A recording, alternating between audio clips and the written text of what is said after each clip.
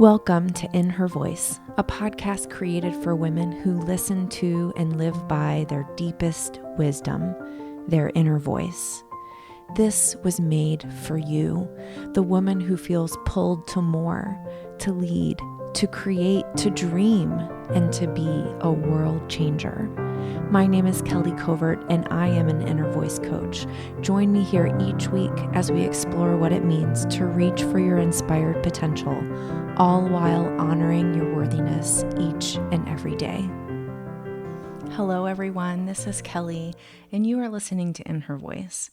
And I have a really special episode for you today. My good friend, Carole Marie Downing, is on the podcast with me, and we are talking about the healing power of song. And I have to tell you, this was a really vulnerable episode for me because I do not feel comfortable with my singing voice. And Carole and I do actually do a little singing practice towards the end of the episode.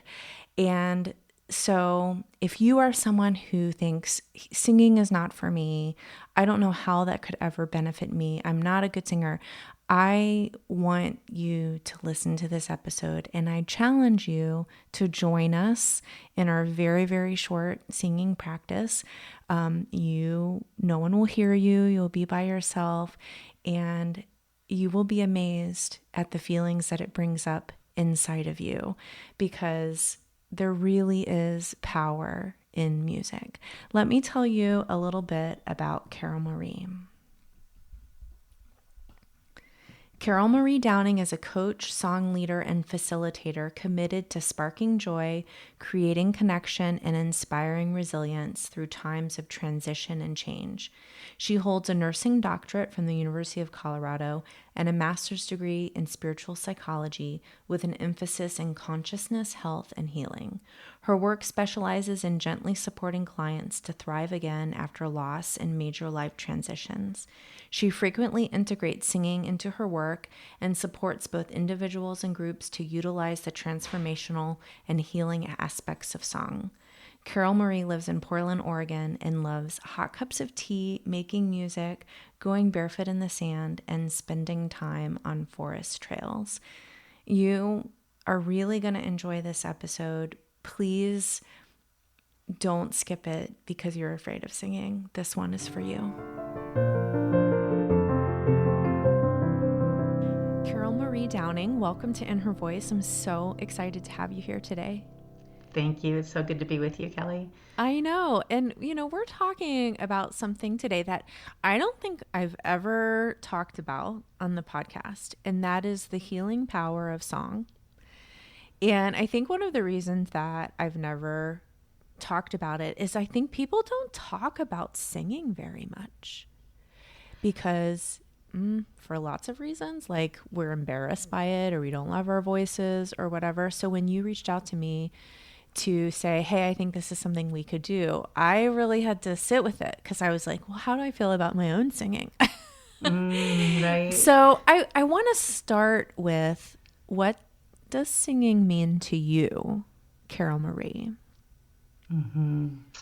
Well, I think, first, I think there's this totally normal responses that we've culturally really put singing into a performance context. And the idea that all of us can naturally sing is not something I think that comes up in conversation or that is a real value that we hold. So for me, singing has become my main self-care practice. For me, singing is a way to use my voice to touch into parts of me that need to speak that might not otherwise get airtime.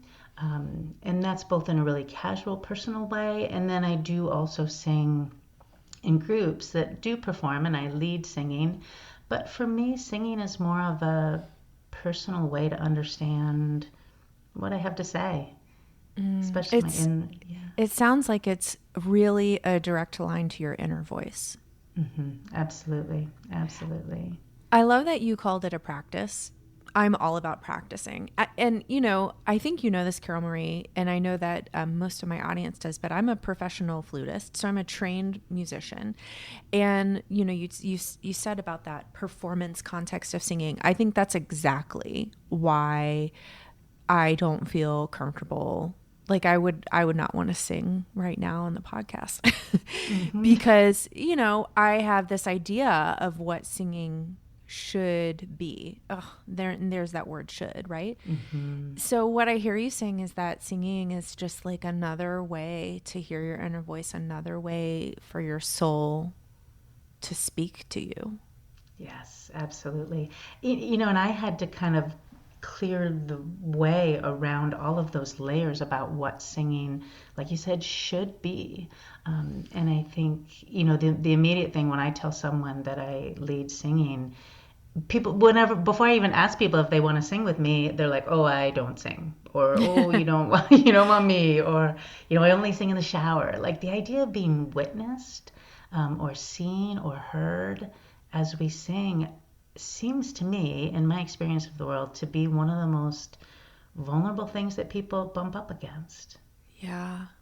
Well, and you know what it makes me think of is, even if the idea of being witnessed in singing is challenging, that's true. I mean, I think that that's just fact for many people, for maybe even most people. But then why don't we sing to ourselves? Mm-hmm. Mm-hmm.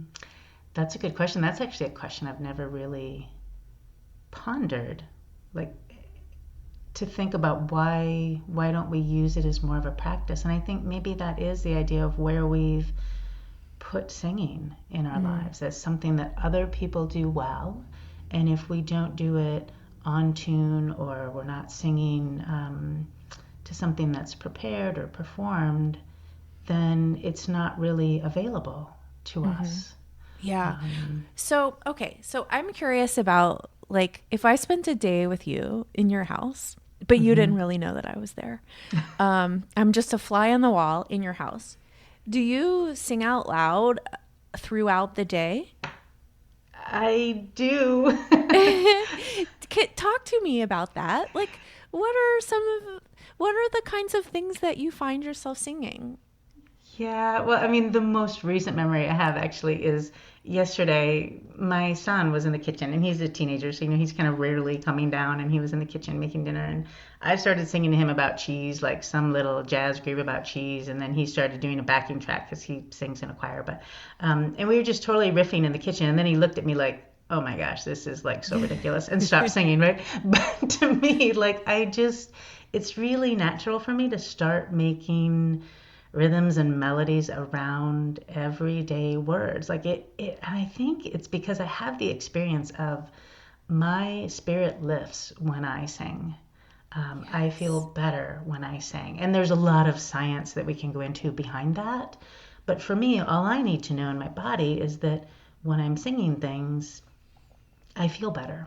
And I don't always remember to sing, but it's, kind of become a practice. And I do it a lot of noodling around with, making songs and what I like to call like resilience jingles, like things that I just make up that I know both change how I'm thinking about things, and also soothe my nervous system just by what happens when we sing.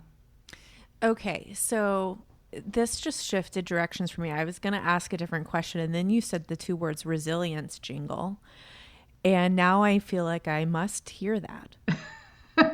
Like, I need to hear, I hope this doesn't put you on the spot, Carole Marie, but I feel like I need to hear a resilience jingle for Like my what soul. that would look like. Yeah, It's fun, like, and it's funny because like immediately what comes up is like, oh my gosh, I have to sing. Like I sing and lead all the time, so it's kind of a funny thing that little like, ooh, like people might hear me sing. But one that I really love and I've been using a lot lately is, I don't know, several months into this last year, which has, had a lot for many people and many layers. And I was laying in bed one morning, just kind of like, and I'm usually like a pop up out of bed morning kind of person, but I was like laying in bed going, whew, the world feels heavy today. And what came forward is just a little song, And this is the song that came out. And it goes like this. I could use a little relief now. I could use a little relief. I could use a little relief now. I could use relief. And then I just kept that running. And then what happened is like, what would relief feel like? What could I do today that would make the day a little bit lighter? So that little song kind of became a direction for me to support, getting up to meet the day. Yeah. Well, and, this is a kind of spiritual practice that I have never considered. Ever. I mean, and it's so interesting because as a musician, when I play my flute, usually it's because I have something that I have to practice for. It's rare, I think, that I would just pick up my flute and play it just because I want to play it. Almost always I'm practicing for something. But in those practice sessions, I almost always start with something that's not related to what I'm practicing because that helps me sort of get in the flow. And it focuses me, it harnesses my focus. And so when I think about it like that, it definitely does feel like a spiritual practice, but not in this way that I am, reminding myself of what I need through melody, through song. And you're right, there is so much joy there. There's so much joy there. And so I'm really curious because you mentioned that it was something that you had to work yourself into, right? Like that you haven't always been making up songs before you get out of bed in the morning, right? Right. No. No. And it's interesting because like thinking about that genesis, and I think I just did a workshop on this actually, but I think most of us have kind of a voice wound story, and some of us don't remember it, but I used to sing all the time as a little kid. Like I remember loving to sing. So maybe as a little kid I did this. Maybe this is kind of a natural affinity for me. But at some point I did stop singing. I mean, I would sing along with the radio or whatnot, but like I stopped kind of singing in that way of using it as something to nourish myself. And I can specifically remember a comment that someone made that shut down my voice. And when I look back on it, 40 years later probably, and I look at the context, they didn't mean that. But to be singing vibrantly and fully and have someone say something, to me feels like a way of shutting down our voice that can really be traumatic, and then we don't sing again. And I have so many stories from people like that who have had someone say something that kind of shuts down their voice and they don't sing from then on. Either they're out of tune or they sang too loud or whatnot. And so I stopped singing. And it wasn't until I was in graduate school, would have been 36, that I started singing again by way of something really random. And it took me on a journey of stepping into the practice of singing, of opening my voice really intentionally again, as a way to heal, as a way to care for myself. I love this idea of using song as a healer. And I think I'm trying to remember back. I've had actually, this is super interesting. I've had a couple of guests on who used to be opera singers and who left that career path because of the amount of stress and just the expectations that are set upon you if you go down that path. It's difficult. But, we've never talked about this idea of like healing through song. And what song is, I mean, if we really want to define it, it is words set to a melody. That's all it is. And we're all capable of making up a song just like you did. It may not be as catchy as yours. But the beauty of using this as a healing practice is it doesn't have to be, right? Right. It just I has know. to be Yeah. what your soul wants, what your soul needs to hear from you. Right, right. And I think that's where we begin to move song into a participatory activity for ourselves. And I find that singing in community can be one of the most deeply connecting and healing places. Yeah, let's talk about that. I was thinking of a story that I wanted to share Mm-hmm. because for me, there is something about singing, like in particular song, even when I'm not participating, but when I'm listening, that stirs my emotions so deeply. So when my youngest son was in middle school, they would have music concerts that was like every group of the 7th grade. So he was in band, he plays trumpet, but you also got to hear the choir, and then they had this one sort of like special group that was a smaller group of kids that sang together. I don't even remember. It was like a jazz choir. I don't remember what they were called. But gosh darn it, every single time I heard those kids sing, I would just bawl. I mean, Carol, like Mm, sobbing, like, and and I didn't even have like a kid. It wasn't even my kid singing, like I could get it if it was my kid, but it was this like inexplicable feeling of like connection to their soul. It's so pure, it's so real, it's so joyful.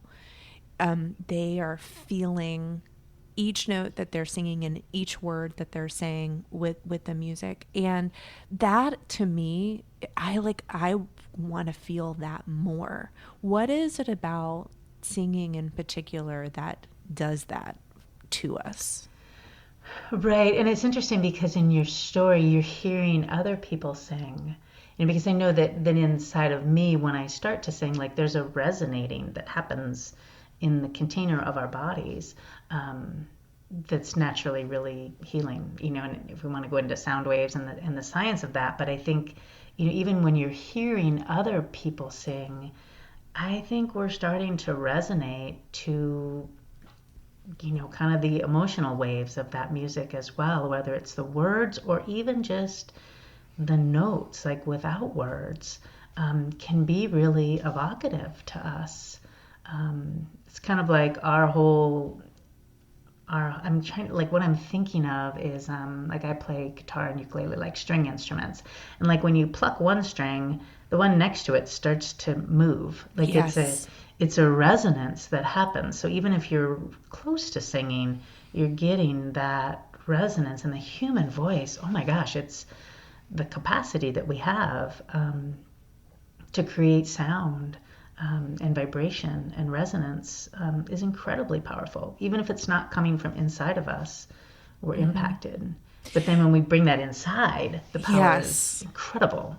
Yeah. So what I hear you saying, I'm just going to say it because sometimes it helps me to repeat things, is that the resonance, or even we could think of it as vibrations that are Mm-hmm. created through song, particularly when we're singing with our own voice, because we hear that in a different way.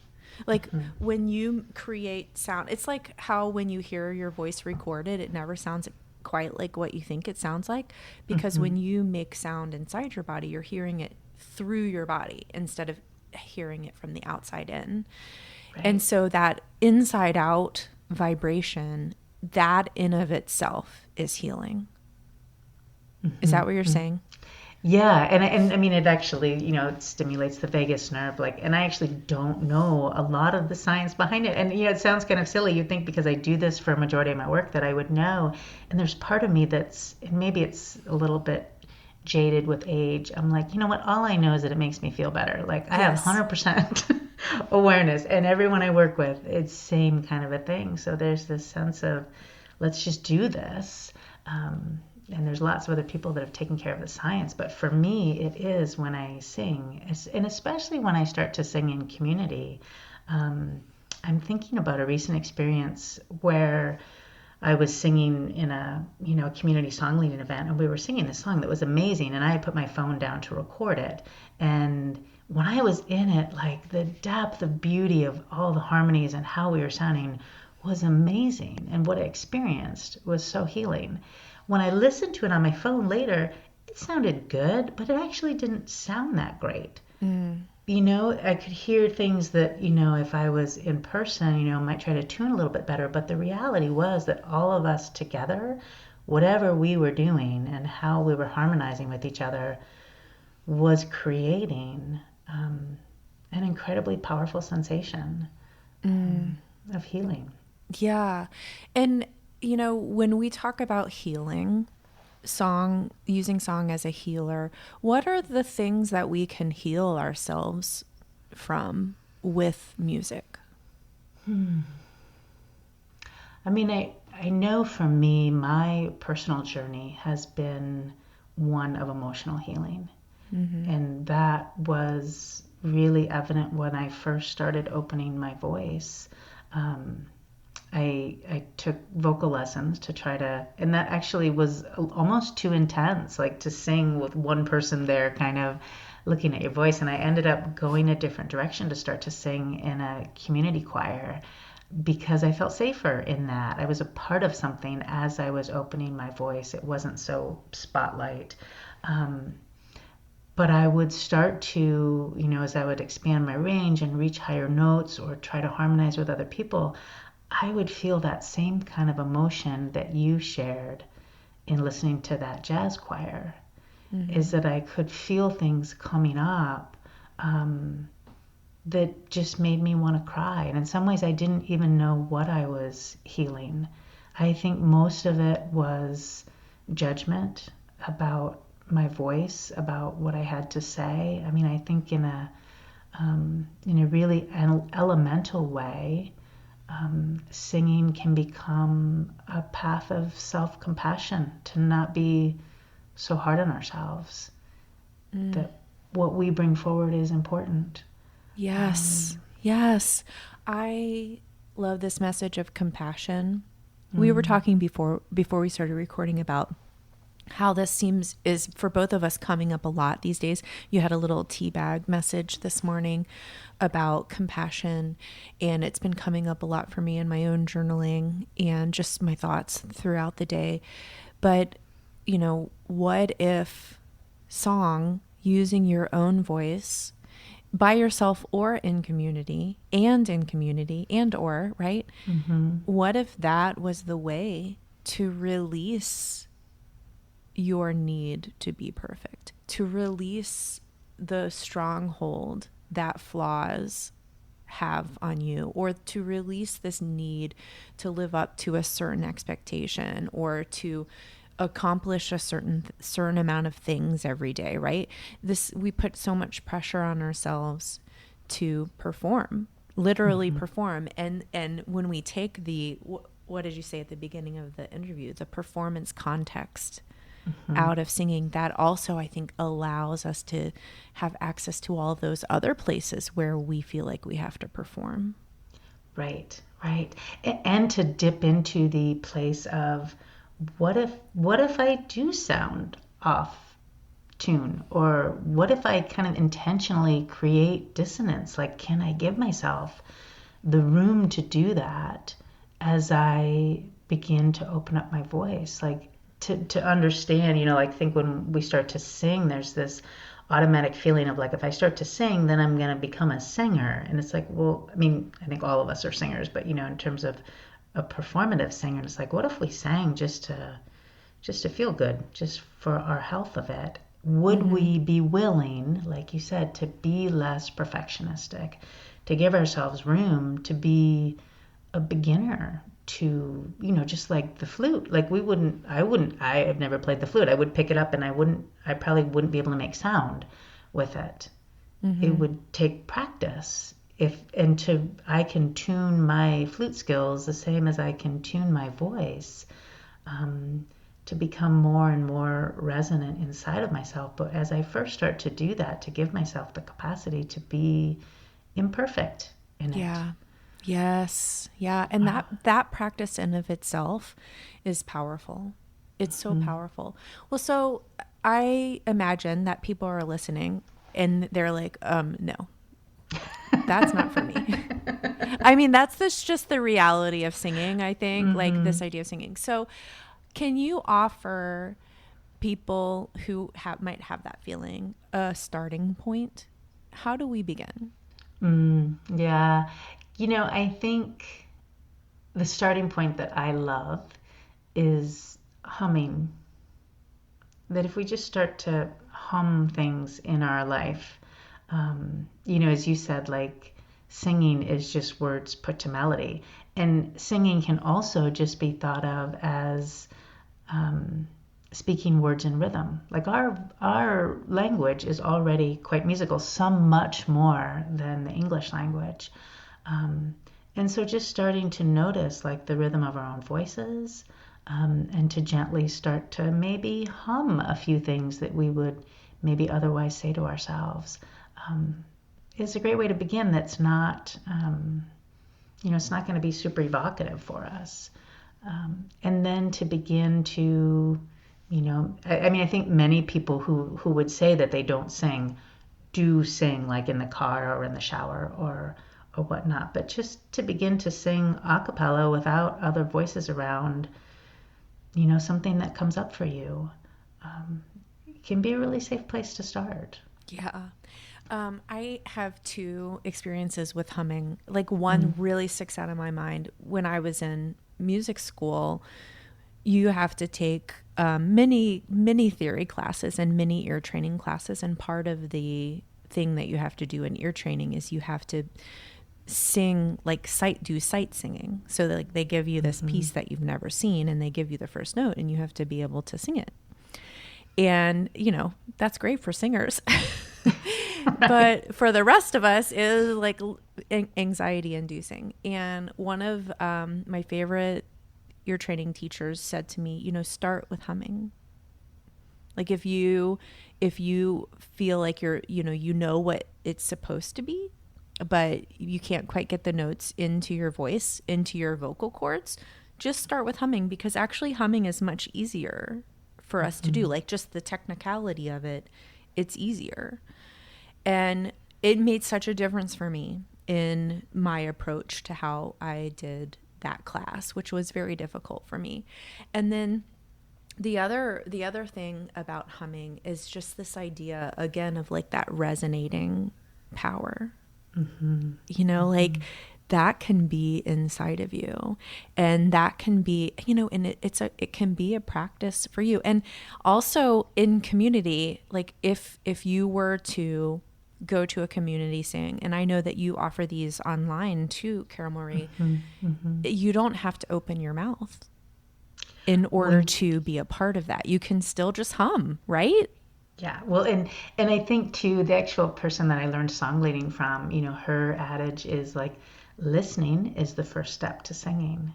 You can just listen. Yeah. And by listening, you're automatically tuning your ear to what might later come out of your voice. Yeah, and you can hum. And the beautiful thing, it's actually interesting.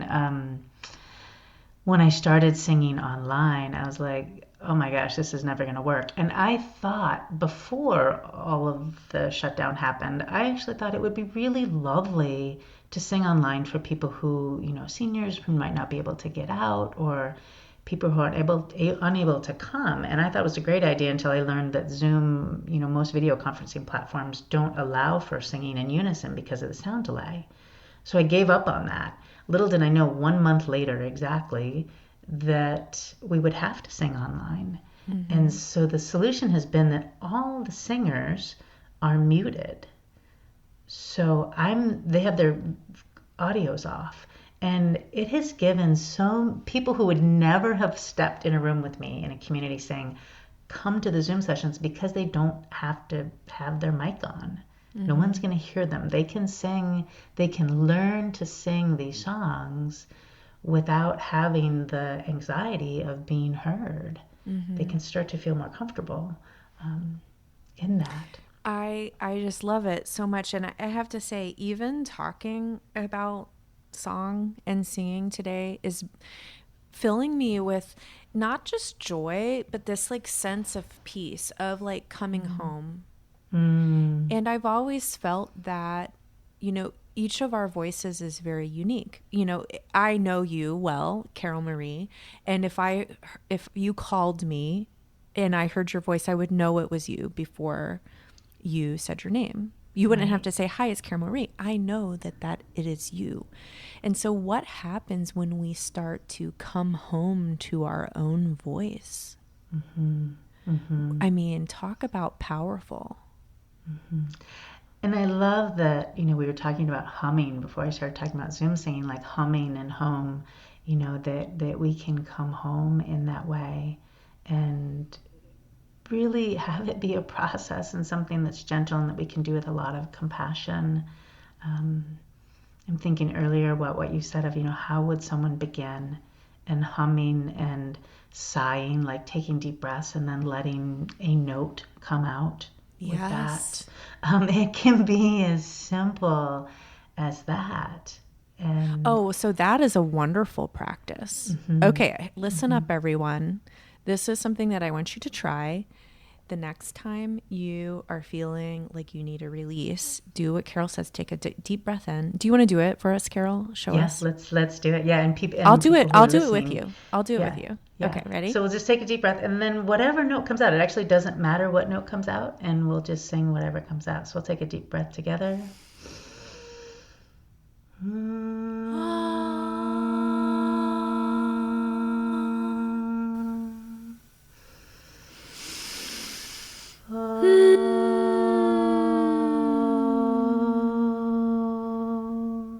One more.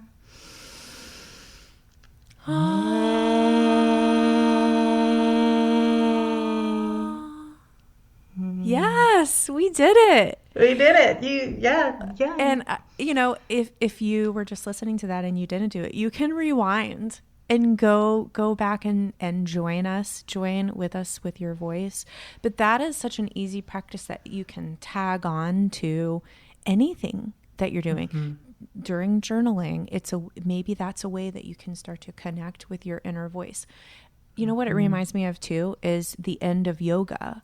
In some yoga classes, when they do an om in the class, it's that same feeling. And if I'm thinking right, they describe om as the sound of the earth. It resonates at a certain hertz. Yeah, and that to me is so interesting. But like, in a workout or after a workout or just when you're walking, this can just be the easiest, simplest way to start coming home to your own voice and honoring it. Because honestly, I mean, the name of this podcast is In Her Voice. That is not accidental. When we honor our voice, when we listen to our inner voice, when we allow our voice to be heard, even if it's only by ourselves, but even more so by other people, that is when we are stepping into what we were put here to do. I truly believe that. I 100% believe that. Absolutely. So when it comes to your own inner voice, Carole Marie, and maybe it sings to you, maybe you sing to it, right? What do you feel like your inner voice is saying to you these days? I think the thing that's really coming forward, I'm really trying to trust, right? That's how it goes with the inner voice, right? Is to trust the stream of music that's flowing underneath everything. Like for me right now, to trust that there is like a depth of song and a well of songs that can be shared with everyone, whether they're from my tradition or, ones that I make up or ones that other people have written, that there's a depth of song that is really available for everyone to heal from. And so for myself to trust that as something that is, I guess my inner voice is really telling me, is for me to trust that as something very powerful. And not to be discarded as, just because it's not performative, to be, not good enough or any of those things, that it's accessible and open to heal for myself and for others. And I love that you are here to guide us in that, because oftentimes, we do need a guide. We need a guide to help us relearn what we already know but have forgotten. And I'm so glad that you are willing to step into that role, because even that is such a bold act of courage, in my opinion. And I just want to honor your courage in doing so. Thank you. You're welcome. So why don't you tell everybody that's listening how they can connect with you, Carole Marie? And I think also, if they are interested in joining one of your community online sings, how they would go about doing that. Sure. So my website is tunetojoy.com, and everything I offer is on there. I do a community sing virtually on Zoom with lots of room the first Sunday of every month. So the next one is coming up April 4th at 6:30. So that might not work in terms of podcast timing, but the first Sunday of every month at 6:30 Pacific. I also teach vocal improv and have a jam series this spring. And I also do individual work with people called Finding Your Musical Home, whether it's with learning an instrument or opening your voice, to begin to open that as a potential possibility for healing and growth and compassion. I think at the root, compassion with ourselves. I love it. I love it so much. So I will have a link to your website on the show notes. And then also, are you Tuned to Joy on Instagram as well? I am Carole, Carole .Downing, DOWNING on Instagram. Yeah. And if you are on Instagram, those of you who are listening, I encourage you to follow Carole Marie, because she shares some of her jingles that she makes up, and they are joyful. Like, I watch them, and seriously, you can't help but to smile. I mean, I dare you to try not to smile. And I just love them. And again, it helps us as individuals stay connected to our own voice when we see other people setting the example of that. So thank you, Carole Marie, for being here, for using your voice in such a unique and powerful and wonderful way, and for teaching us how to do the same for ourselves. Thank you. And thanks for singing with me. I know that was bold for you. So thank you. It was. You're welcome. Isn't singing amazing? And as I reflect on this interview and singing in general, I think one of the things that I love about the idea of using singing as a way to heal ourselves is that it can be private, it can be personal, or it can be in community and connection with people. And however you use it, if the intention is there, it will work. And so you don't have to feel like, oh, well, that's not for me. If you have a voice, it's for you. And really, that's what this podcast is about, right? In her voice. It is about using your actual voice to be who you are in this world as you listen to your inner voice as she guides you. And I just feel like this is sort of the culmination of the power of our voice, right? When we use our actual voice to heal our bodies and our souls. So I really hope that you loved this. And if you love Carole Marie, I definitely encourage you to follow her over on Instagram. She writes and sings little songs. And when I say little, I don't mean to demean them. I mean, they are short. They're short songs. They're tiny songs, but they just bring so much joy to me.